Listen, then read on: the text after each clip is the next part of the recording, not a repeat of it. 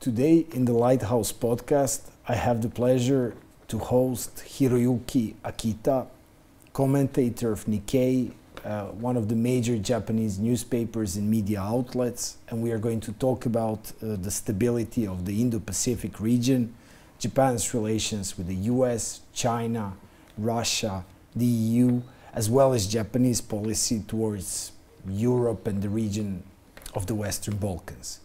Hiroyuki Akita is a commentator of widely read Japanese newspaper Nikkei. He regularly writes columns and analysis mainly on foreign and international security affairs. He joined Nikkei in 1987 and worked at the political news department, where he covered Japanese foreign and security policies and domestic politics. He was senior and editorial staff writer, and he also worked at leader writing team of the Financial Times in London. He was Beijing correspondent and Washington chief correspondent.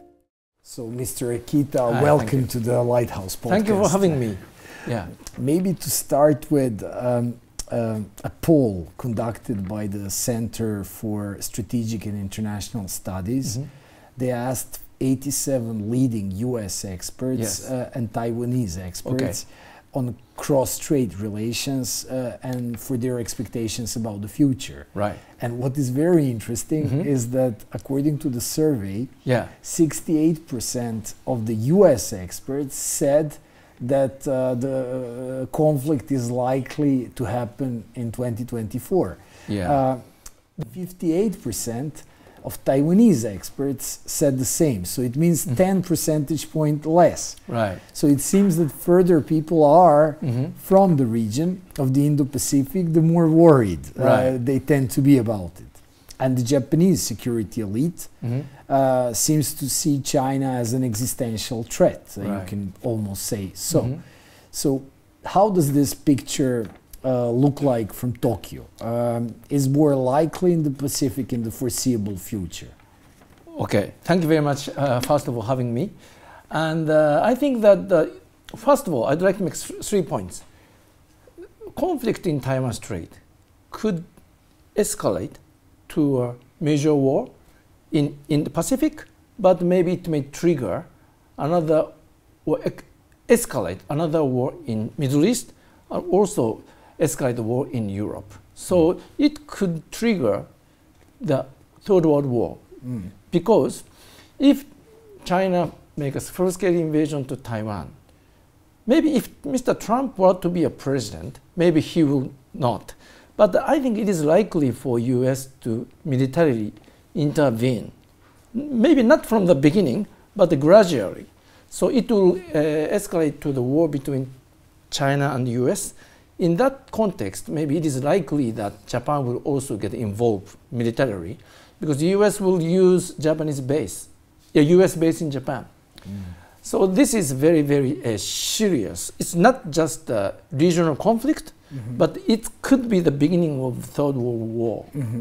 Then having said that, second point is that likelihood, going back to your question, likelihood of the war. I think that that survey you mentioned focus more on the capability.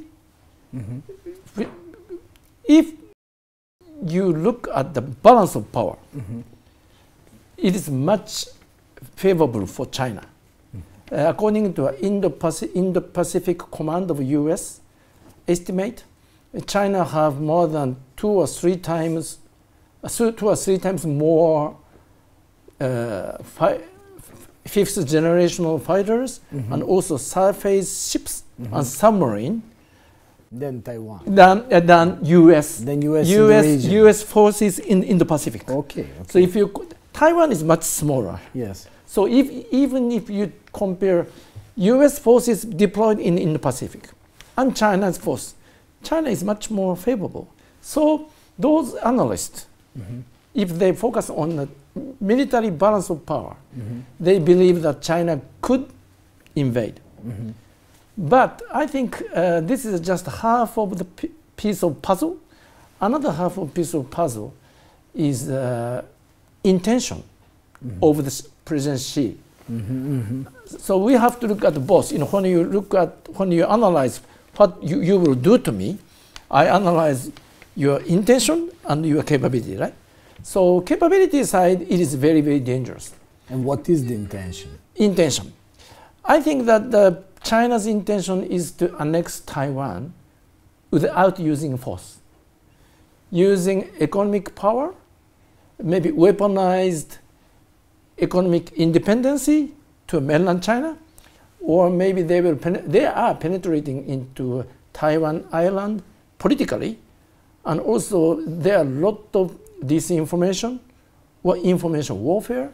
So without fighting, China still tries to annex Taiwan gradually. Because if they use force and will not be able to win the war, if US intervene, it's going to be a very, very messy fight. So if in that case, maybe Communist Party will lose power, it lose legitimacy. So like a Soviet Union collapsed in 1991, China's Communist Party may collapse if they get defeated. So they can only attack Taiwan when they are 120% sure that they can win, not 100%. And as of today, when you look at their military capability, maybe this is like 80%. And China, President Xi ordered Chinese military leadership that they have to be ready for by 2027, which means 100% capability that they can invade. But still, 100% is not sufficient. So they need 120% sure. But so can I ask you, because you mentioned a lot the U.S. Right.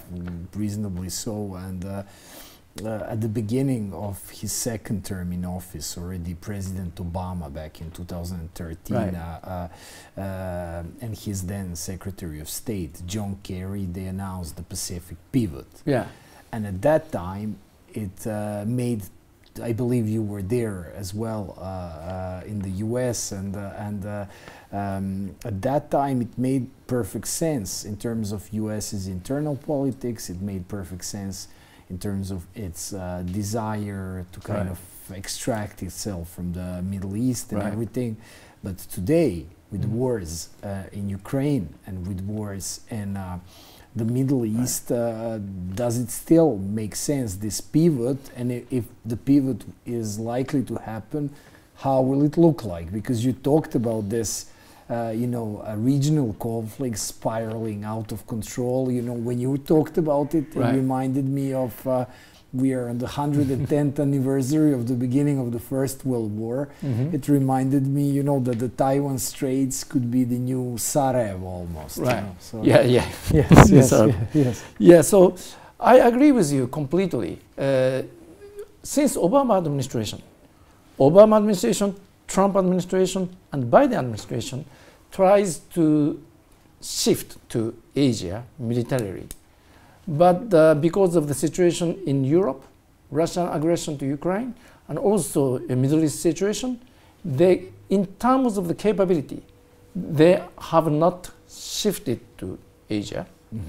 For example, they once, several months ago, September, they deployed 2 aircraft carriers in Middle East to deal with the situation in Middle East. And no aircraft carriers in the Pacific at that time. So this is a just simple case.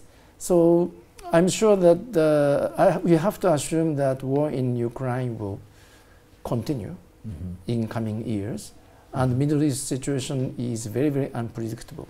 So there is a strong hope, political hope and willingness in Washington to shift to Asia, but in terms of capability, it is difficult. So that's the reason why US wants to enhance its security cooperation with Japan and Australia and South Korea to supplement the shortage of U.S. military of capabilities there. Yeah, Mhm. yeah.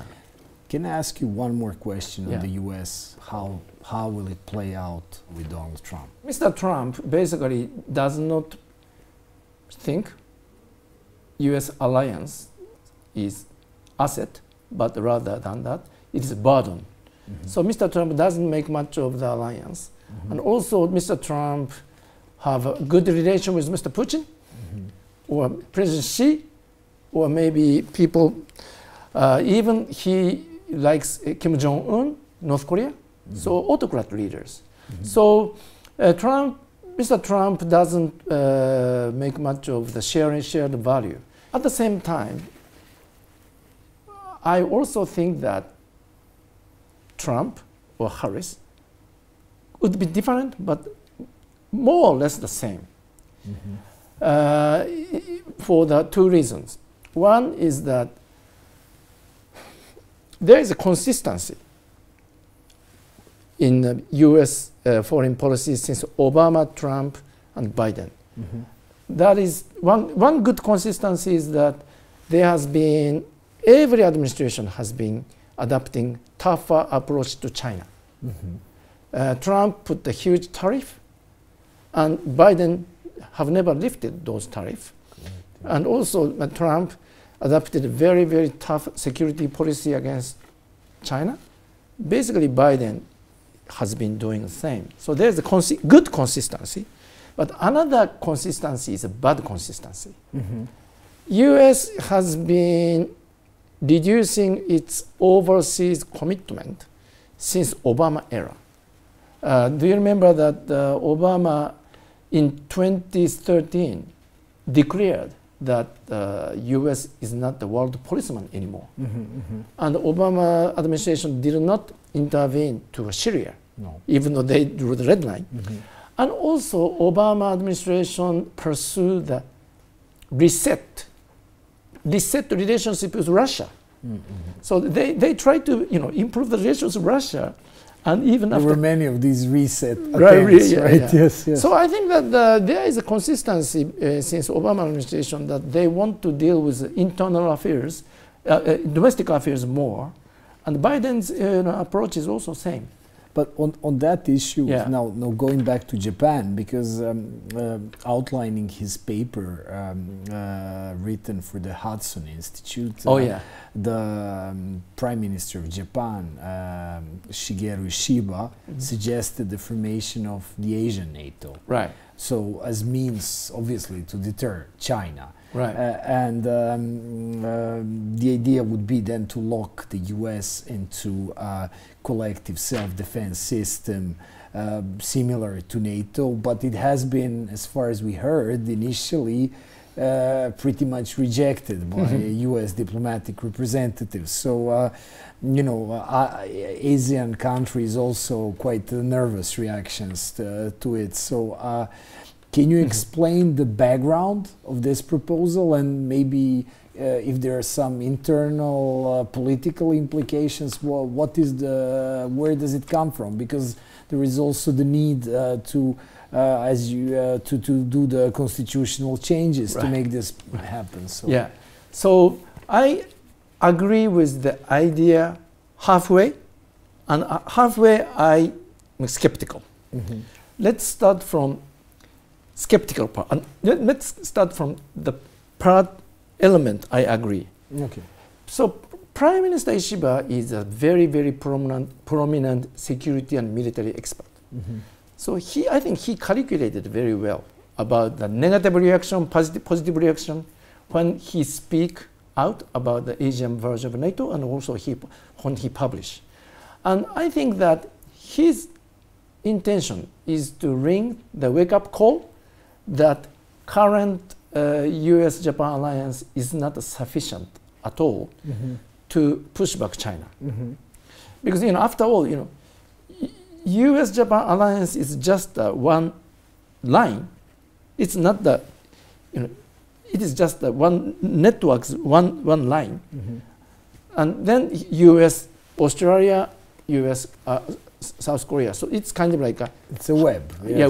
Yeah, web. Yes. So he believed that by throwing out the notion of Asian version of NATO, he wanted to make people to think that, wake up, that we have to face the reality, that the extension of this current US-Japan security treaty is not good enough. And you said there were calculations for positive reactions and negative reactions. So who reacted positively to it?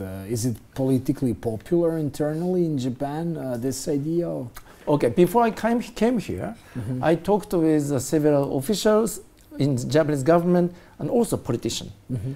And actually, when I talk on the off-the-record basis, they say, I understand the intention, his proposal. He hit a good point. He hit a good point. The point is that the current security landscape is not sustainable. So they reacted positively, 50%, but they say it is not the good timing, and also it is not the prime minister to provoke intellectually like that without consulting to US or without internal discussion within government. I don't think I think there aren't any internal serious discussion about Asian version of NATO, neither between Washington and Tokyo. So everybody got upset. So that was kind of immature tactics as a politician, I have to say.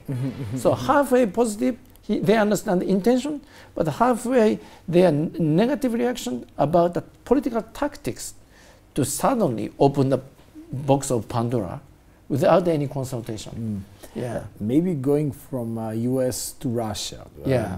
Japan and Russia have never signed the peace treaty after 1945, and Moscow is still, in those terms, occupying several islands northeast of Hokkaido. So today, Japan squarely supports Ukraine. But in the past, late Prime Minister Shinzo Abe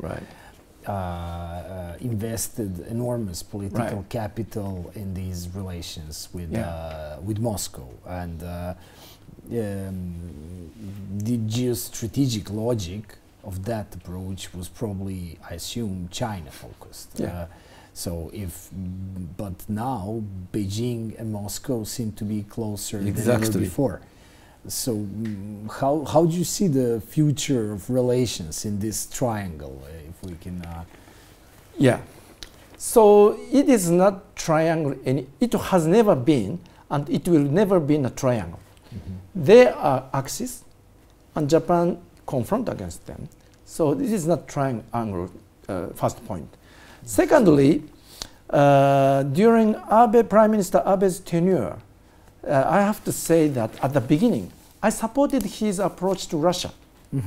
Actually, Abe met with Putin, as I remember, 27 times bilaterally, including many, only 2 tete-a-tete meetings.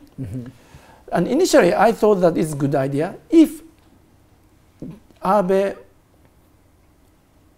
Putin relation will help to slow down the pace of Russia and China's formation of axis.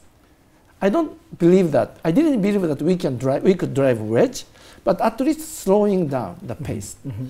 But gradually, I became very critical, because I thought that Putin and Xi have much more common strategic goal than Russia-Japan strategic goal. So I started to publish quite critical commentaries against Abe's approach. Unfortunately, the case was that I have to say that Abe's approach was a failure. Russia chose China. And also after Russia's invasion to Ukraine, there are no other option for Russia to align with China. And already Russia is also, moreover, already Russia is becoming a junior partner In that relationship. in that, yeah, because China's population is 10 times bigger, and China's GDP is 8 times bigger. So I don't think that there are any chance for Japan or Western country, as long as Putin is in power, to separate them. So when Russia invaded Ukraine, Japan thought that Japan didn't have any hesitation to take a side with West, to impose sanctions and also support Ukraine, because if Russia will succeed in Ukraine, that will be very bad for everywhere, but also China will benefit. U.S. will, U.S. Commitment will be divided, and U.S. Shift to Asia will get delayed further. So we believe that today's Ukraine situation will sooner or later will have a huge impact on Indo-Pacific, also to the Middle East elsewhere. Right. Yeah. But you talked about the axis. Yeah. And there is another third player. I think you call them the dragon, the bear, and the hedgehog. Oh yeah. And the hedgehog, North Korea. Right. After a mutual defense treaty with Russia, after massive arms procurement to Russia, North Korea now we hear seems to be sending even soldiers to die for Putin in Ukraine. So the war is strengthening Moscow-Pyongyang ties, but how will it affect the relationship between Pyongyang, Kim Jong-un, and President Xi, on the other hand? There, will it weaken that relationship? Which impact will it have on it? You're talking about impact on China and the North Korean relations? Yes. Okay. I think that... And generally about the threat that this, support to the Russian invasion on Ukraine, North Korea poses. Yeah. So, in short, I'm sure that China is very angry both to Russia and North Korea about what they are doing, because of two reasons. One, China wants North Korea to stay as a puppet, just a buffer to defend, to stop U.S. military sphere of influence to expand whole Korean peninsula. Right. But since Russia expanded its military support to North Korea and also agreed the Mutual Defense Pact, North Korea doesn't have to rely on China. Well, North Korea can reduce the reliance, military reliance, political reliance on China, which means that China will have less leverage to North Korea. This is very dangerous for China. China doesn't want North Korea to be ruthless, in the worst case scenario, cause the war that China have to engage. So this is number one. But secondly, I've heard from the Chinese security expert that President Xi or China has been sending a signal to Russia that China wants Russia to be more cautious when they expand the military cooperation. And China said that, according to my news sources, China said that maybe China can tolerate conventional military assistance to North Korea, but if Russia will provide nuclear program assistance, that could be a red line for China. Because China has been very careful not to provide lethal weapons. China is very angry when North Korea conducted a nuclear test. So, but maybe we don't know. Maybe China even don't neither what kind of a secret deal has been made between Moscow and Pyongyang. Pyongyang now is sending their own, their own people, 12,000 soldiers to Russia for the training and then deploy to Ukraine. This is a huge investment to their relation with Russia. And I'm sure that Kim Jong-un, if I were him, I would ask Putin to send troops if North Korea fight against South Korea. So this is a very nightmare scenario for China. China just wants North Korea to stay as a puppet and stay as a buffer. But if this buffer started the war, yes, it is a nightmare scenario. Yes, yes. And Russia knows that, I think. So maybe going to our region here, yeah, of Europe and in particular Western Balkans. Chinese President Xi visited Europe. He selected 3 countries: France, Serbia, and Hungary. Yeah. So maybe how would you explain this choice and the Chinese foreign policy towards our region here? And maybe to ask you, if new Japanese Prime Minister came to Europe, which 3 countries would he select? What do you think? I think going back, jump on your second question. Yes. I think that the Japanese new Prime Minister also should visit these 3 countries, because China thinks it is a very important country strategically. The reason then Japanese Prime Minister also should visit these 3 countries. And on the first question related to the second, the answer. Yes. So basically, China perceive. I'm sorry to say that, but China perceived that Serbia and Hungary are the weak link of the European solidarity. So Hungary always have friction with France, Germany, or Brussels. So they want to have a better relation. China wants to have a better relation to disrupt or weaken the solidarity of Europe. And Serbia is not the part of the EU, but wants to join the EU. But the president have a different position. So basically, China wants to use economic leverage to stop or block Serbia to slide into European side. Then he chose France, because France has always make much of strategic autonomy. Unlike UK, France wants to be autonomous, not independent, but autonomous from US. They have their own nuclear, so they have their own independent strategy, not too much rely on US. So they think that if they have a good relation with France, China can weaken or disrupt. So these are the reasons why China started.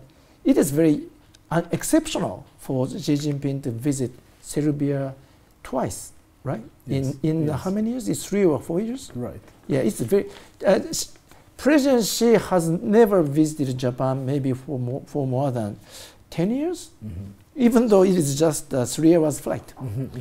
So they think that it is strategically Serbia and Hungary, especially, are the important footstep to start with, to penetrate into kind of very important doorstep to penetrate into Europe for their benefit, strategic benefit. So I think that the Japanese Prime Minister should come here to enhance its relation with Serbia and Hungary and France to offset such a diplomatic effort by China. Thank you, Mr. Akita, Thank you for being the guest of the Lighthouse podcast. Thank you very much. Thank you very It much. was a pleasure Thank talking to you. Thank you. Thank you. Thank you.